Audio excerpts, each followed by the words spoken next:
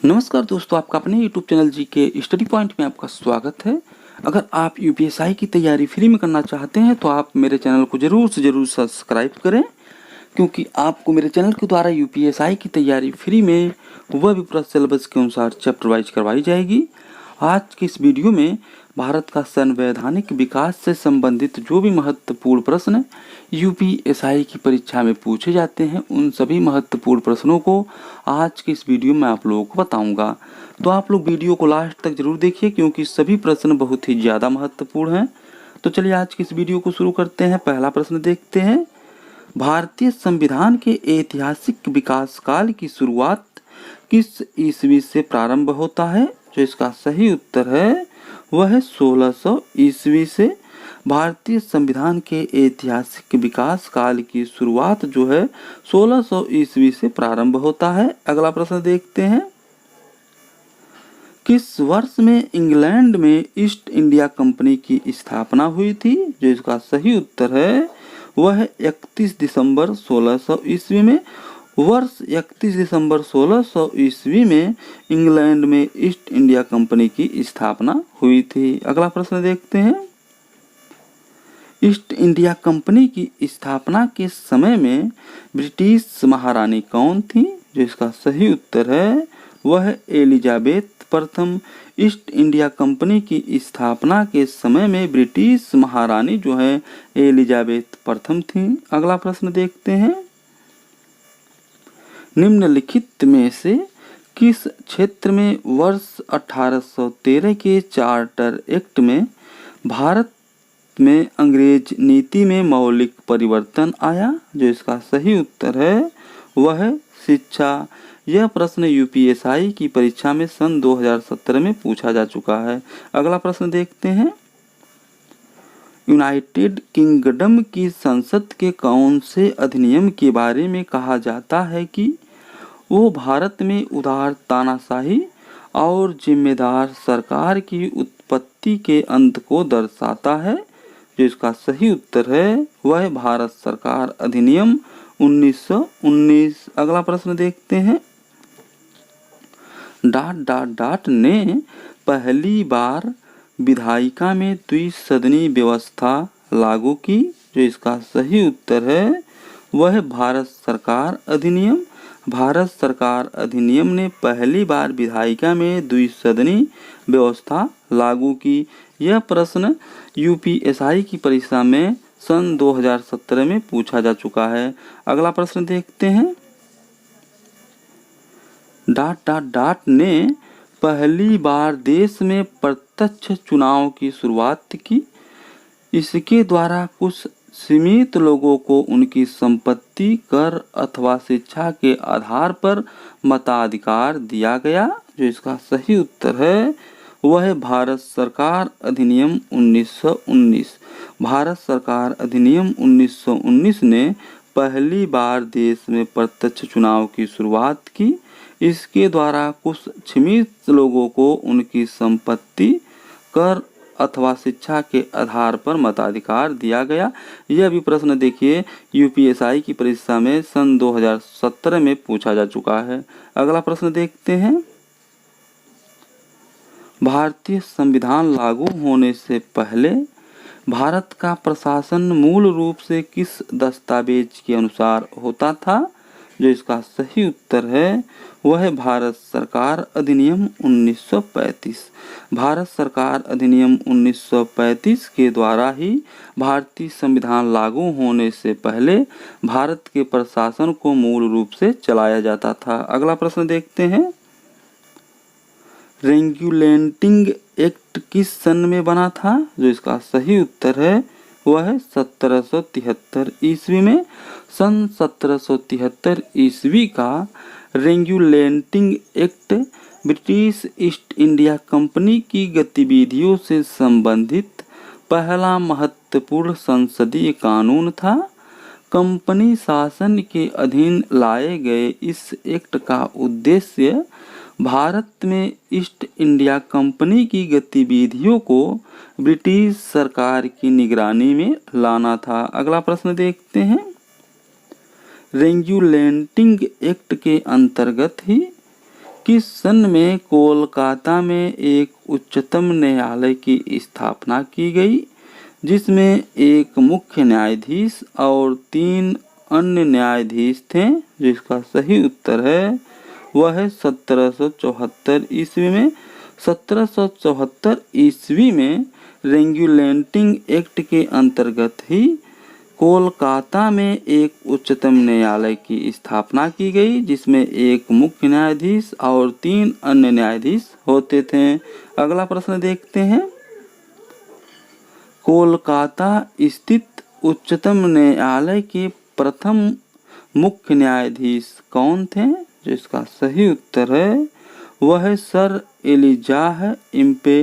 कोलकाता स्थित उच्चतम न्यायालय के प्रथम मुख्य न्यायाधीश सर एलिजाह इम्पे थे, जबकि चैम्बर्स, लिमेस्टर, हाइड यह 3 प्रथम उच्चतम न्यायालय के अन्य न्यायाधीश थे। अगला प्रश्न देखते हैं।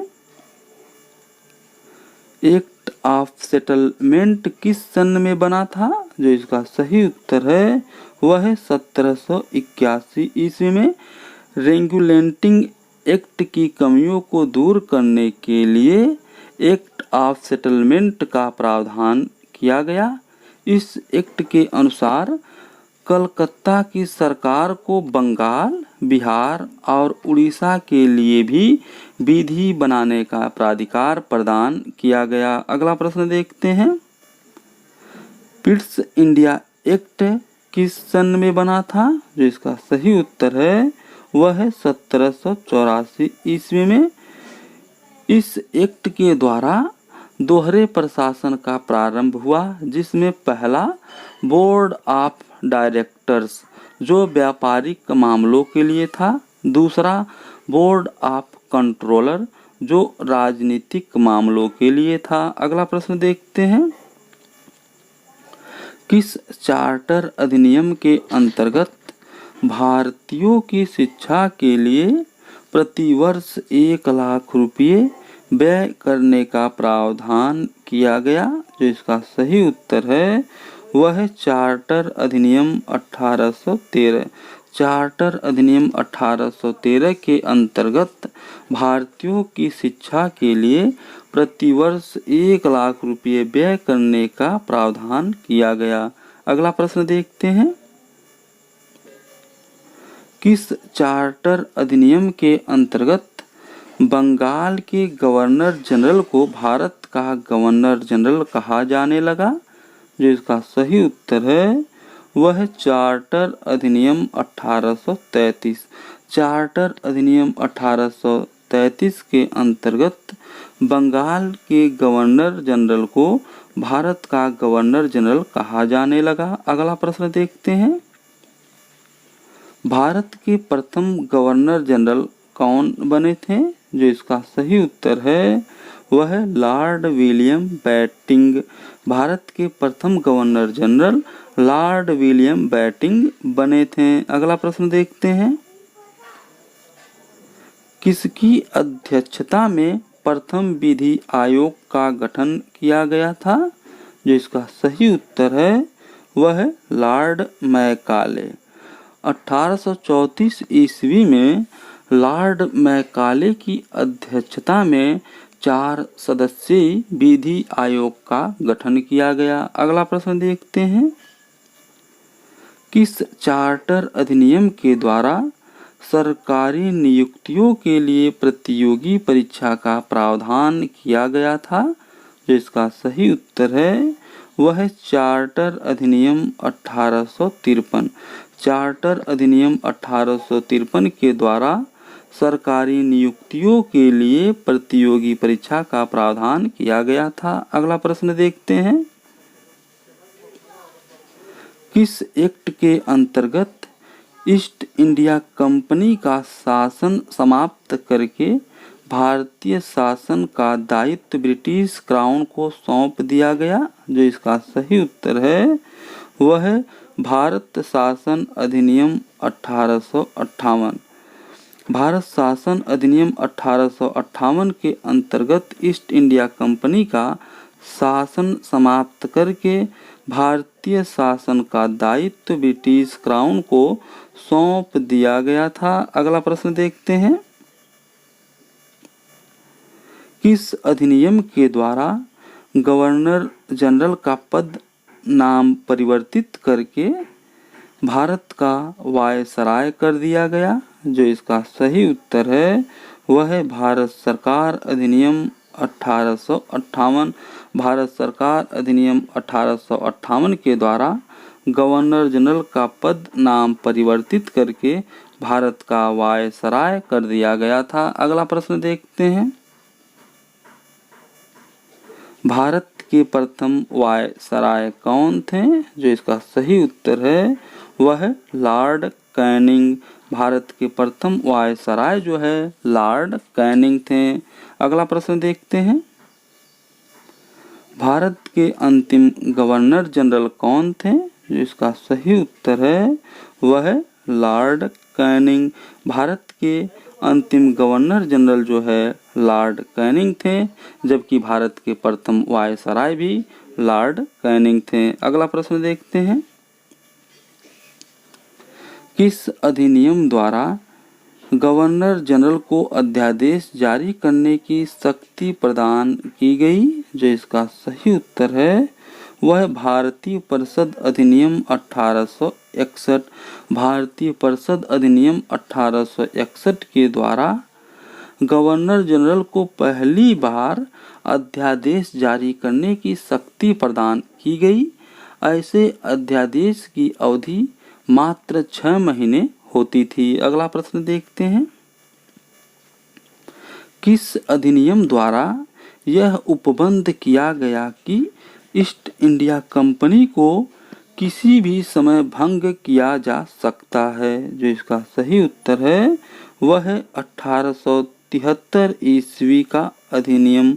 1873 ईस्वी का अधिनियम द्वारा यह उपबंध किया गया कि ईस्ट इंडिया कंपनी को किसी भी समय भंग किया जा सकता है। 1 जनवरी 1884 ईस्वी को ईस्ट इंडिया कंपनी को औपचारिक रूप से भंग कर दिया गया था। अगला प्रश्न देखते हैं, मार्ले मिंटो सुधार अधिनियम किस सन में बना था? जो इसका सही उत्तर है वह है 1909 ईस्वी में। मार्ले मिंटो सुधार अधिनियम सन 1909 ईस्वी में बना था। अगला प्रश्न देखते हैं, किस अधिनियम के द्वारा पहली बार मुस्लिम समुदाय के लिए पृथक प्रतिनिधित्व का उपबंध किया गया? जो इसका सही उत्तर है वह है भारत परिषद अधिनियम 1909। भारत परिषद अधिनियम 1909 के द्वारा पहली बार मुस्लिम समुदाय के लिए पृथक प्रतिनिधित्व का उपबंध किया गया। अगला प्रश्न देखते हैं, सांप्रदायिक निर्वाचन का जनक किसे कहा जाता है? जो इसका सही उत्तर है वह लॉर्ड मिंटो। लॉर्ड मिंटो को सांप्रदायिक निर्वाचक का जनक कहा जाता है। अगला प्रश्न देखते हैं, किस अधिनियम को मॉन्टेग्यू चेम्सफोर्ड सुधार भी कहा जाता है? जो इसका सही उत्तर है वह है भारत शासन अधिनियम 1919। भारत शासन अधिनियम 1919 को मॉन्टेग्यू चेम्सफोर्ड सुधार भी कहा जाता है, क्योंकि इस अधिनियम के जन्मदाता भारत के सचिव मॉन्टेग्यू और भारत के गवर्नर जनरल चेम्सफोर्ड थे। अगला प्रश्न देखते हैं, किस अधिनियम की मुख्य विशेषता थी कि प्रांतों में द्वैध शासन की स्थापना हुई थी? जो इसका सही उत्तर है वह भारत शासन अधिनियम 1919।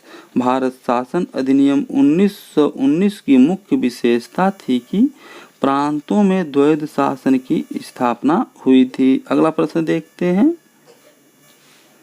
किस अधिनियम के द्वारा केंद्र में द्विसदनी व्यवस्थापिका की स्थापना की गई? जो इसका सही उत्तर है वह है भारत शासन अधिनियम 1919। भारत शासन अधिनियम 1919 के द्वारा केंद्र में द्विसदनीय व्यवस्थापिका की स्थापना की गई। अगला प्रश्न देखते हैं।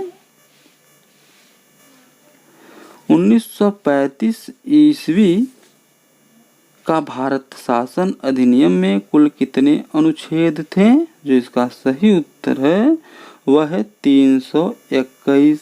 1935 ईस्वी का भारत शासन अधिनियम में कुल 321 अनुच्छेद थे। अगला प्रश्न देखते हैं। 1935 ईस्वी का भारत शासन अधिनियम में कुल कितनी अनुसूचियां थी? जो इसका सही उत्तर है वह है 10 अनुसूचियां। भारत शासन 1935 ईस्वी का भारत शासन अधिनियम में कुल 10 अनुसूचियां थी। अगर ये वीडियो आपको पसंद आती है तो इसे लाइक और सब्सक्राइब जरूर करें, क्योंकि जब मेरी कोई अगली वीडियो बनेगी तो उसका नोटिफिकेशन सबसे पहले आपके यहाँ पहुँच जाएगा।